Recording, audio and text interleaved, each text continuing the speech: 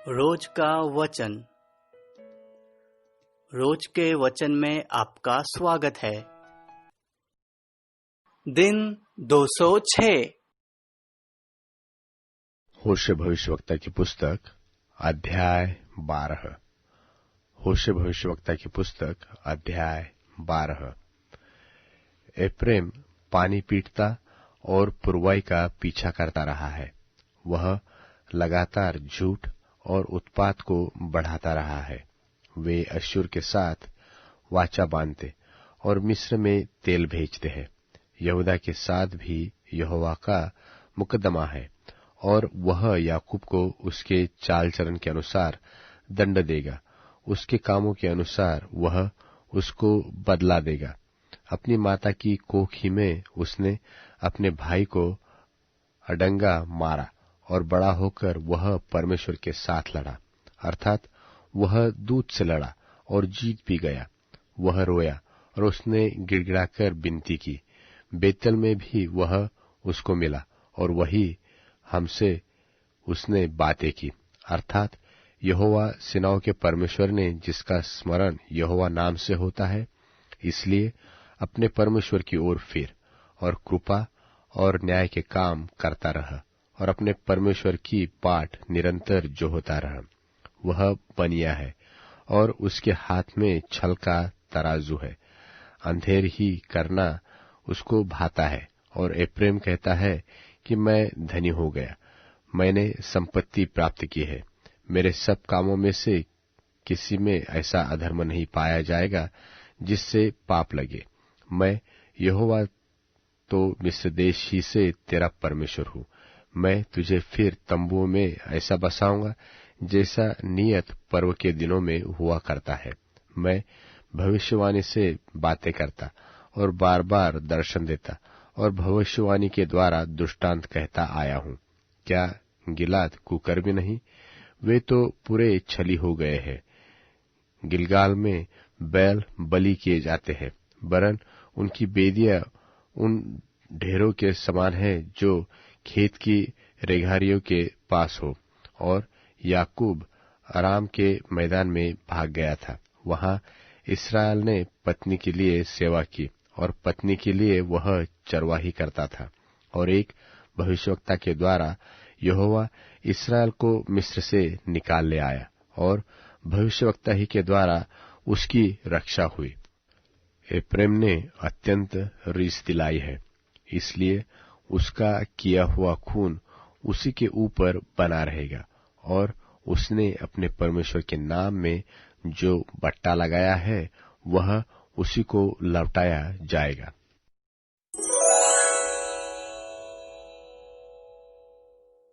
होशे भविष्यवक्ता की पुस्तक अध्याय 13। होशे भविष्यवक्ता की पुस्तक अध्याय 13। जब एप्रेम बोलता था तब लोग कांपते थे और वह इस्राएल में बड़ा था, परंतु जब वह बाल के कारण दोषी हो गया तब वह मर गया। और अब वे लोग पाप पर पाप बढ़ाते जाते हैं और अपनी बुद्धि से चांदी ढालकर ऐसी मूर्तें बनाई है जो सब की सब कारीगरों ही से बनी। और उन्हीं के विषय लोग कहते हैं कि जो नरमेघ करे वे बछड़ों को चूमे। इस कारण वे भोर के मेघ और तड़के सूख जाने वाली ओस और खलिहान पर से आंधी के मारे उड़ने वाली भूसी है और चिमनी से निकलते हुए धुएं के समान होंगे। मिस्र देशी से मैं यहोवा तेरा परमेश्वर हूँ। तू मुझे छोड़ किसी को परमेश्वर करके न जानना, क्योंकि मेरे सिवा तेरा कोई उद्धारकर्ता नहीं है। मैंने उस समय तुझ पर मन लगाया जब तू जंगल में वरन अत्यंत सूखे देश में था। जैसे इस्राएली चराए जाते वैसे ही वे तृप्त होते जाते थे और तृप्त होने पर उनका मन घमंड से भरता था। इस कारण वे मुझको भूल गए। इस कारण मैं उनके लिए सिंहसा बना हूँ। मैं चीते की नाई उनके मार्ग में घात लगाए रहता हूँ। मैं बच्चे छिनी हुई रीछनी के समान बनकर उनको मिलूंगा और उनके हृदय की झिल्ली को फाड़ूंगा, और वही सिंह की नाई उनको खा डालूंगा। वन पशु उनको फाड़ डालेगा। हे इस्राएल, तेरे विनाश का कारण यह है कि तू मेरा अर्थात अपने सहायक का विरोधी है। अब तेरा राजा कहाँ रहा कि वह तेरे सब नगरों में तुझे बचाए, और तेरे न्यायी कहाँ रहे जिनके विषय में तूने कहा था कि राजा और हाकिम मेरे लिए ठहरा दे। मैंने क्रोध में आकर तेरे लिए राजा बनाया, और फिर जलजलाहट में आकर उसको उठा भी दिया। एप्रैम का अधर्म गठा हुआ है, उसका पाप संचय किया हुआ है। उसको जच्चा की सी पीड़ा उठेगी। वह तो निर्बुद्धि लड़का है, जो जन्म के समय ठीक से आता नहीं। मैं उसको अधोलोक के वश से छुड़ा लूंगा। मैं मृत्यु से उसको छुटकारा दूंगा। हे मृत्यु, तेरी मारने की शक्ति कहाँ रही? हे अधोलोक, तेरी नाश करने की शक्ति कहाँ रही? मैं फिर कभी पछताऊंगा नहीं।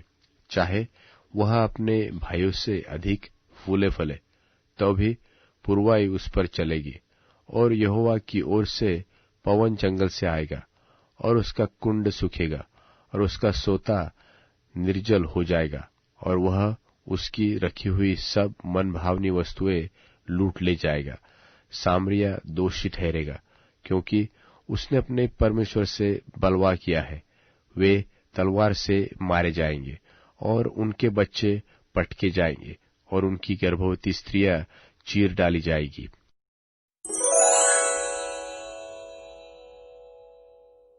होशे भविष्यवक्ता की पुस्तक अध्याय 14।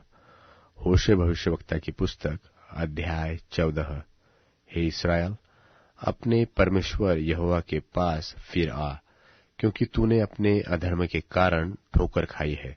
बातें सीखकर और यहोवा की ओर फिरकर उससे कहो कि सब अधर्म दूर कर, और अनुग्रह से हमको ग्रहण कर। तब हम धन्यवाद रूपी बलि चढ़ाएंगे। अश्शूर हमारा उद्धार न करेगा। हम घोड़ों पर सवार न होंगे, और न हम फिर अपनी बनाई हुई वस्तुओं से कहेंगे कि तुम हमारे ईश्वर हो, क्योंकि अनाथों पर तू ही दया करने वाला है। उनकी भटक जाने की आदत को दूर करूंगा। मैं सेंत में उनसे प्रेम करूंगा, क्योंकि मेरा क्रोध उन पर से उतर गया है। मैं इस्राएल के लिए ओस के समान हूंगा, इसलिए वह सोसन की नाई फूलेगा फलेगा, और लबानोन की नाई जड़ फैलाएगा। उसकी जड़ से फूटकर पौधे निकलेंगे, और उसकी शोभा जलपाई की सी और उसकी सुगंध लबानोन की सी होगी।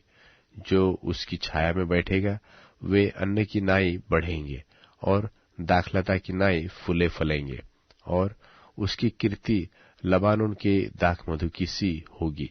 एप्रैम कहेगा कि मूर्तों से अब मेरा और क्या काम है। मैं उसकी सुनकर उस पर दृष्टि बनाए रखूंगा। मैं हरे सनोवर सा हूं, मुझी से तू फल पाएगा। जो बुद्धिमान हो वही इन बातों को समझेगा, जो प्रवीण हो वही इन्हें बूझ सकेगा, क्योंकि यहोवा के मार्ग सीधे हैं। धर्मी तो उनमें चलते रहेंगे, परंतु अपराधी उनमें ठोकर खाकर गिरेंगे।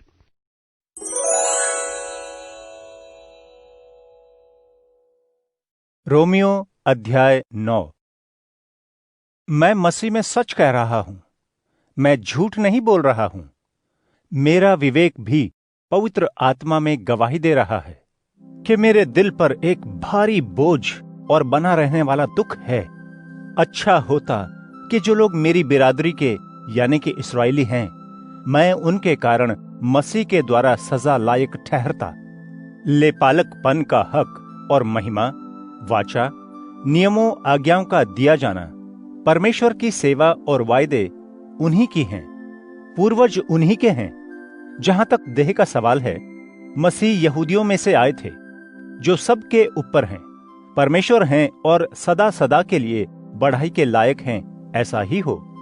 ऐसा नहीं कि परमेश्वर का कहा पूरा नहीं हुआ, क्योंकि जो इस्राएल के वंशज हैं वे सभी इस्राएली नहीं हैं।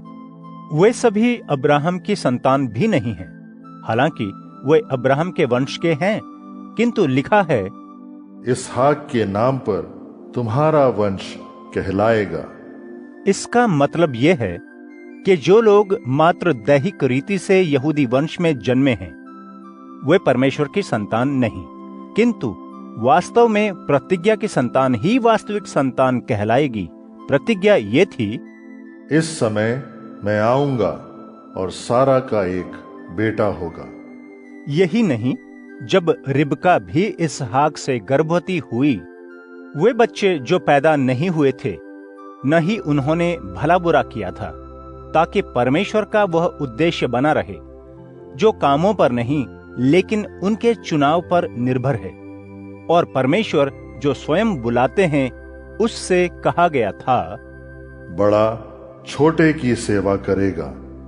जैसा लिखा है, मैंने याकूब को अपनाया लेकिन एसाव को नहीं अपनाया।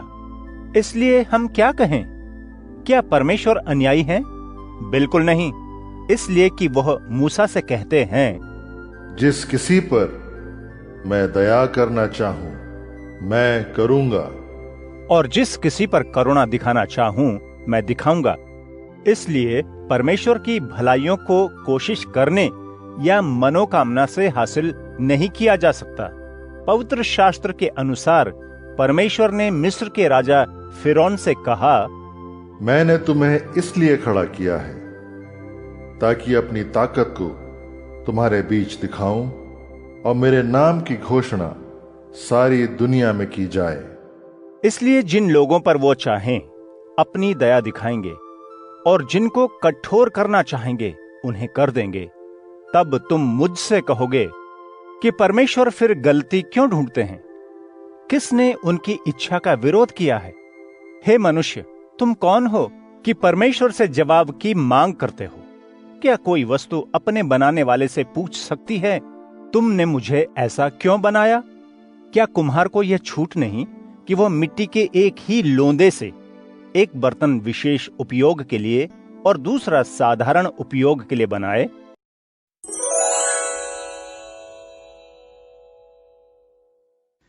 तू समुद्र के उत्पात पर शासन करता है, उसकी लहरें उठने पर तू उन्हें शांत करता है। तूने जल राक्षस रहब को लाश के समान कुचल डाला था, अपने शत्रुओं को अपने भुजबल से छिन्न भिन्न किया था। आकाश तेरा है, पृथ्वी भी तेरी है, संसार और उसकी परिपूर्णता को तूने ही स्थापित किया है। तूने ही उत्तर और दक्षिण बनाए हैं। ताबोर एवं हेर्मोन पर्वत तेरे नाम का जय जयकार करते हैं। तेरी भुजा बलवान है, तेरा हाथ शक्ति संपन्न है, तेरा दाहिना हाथ प्रबल है।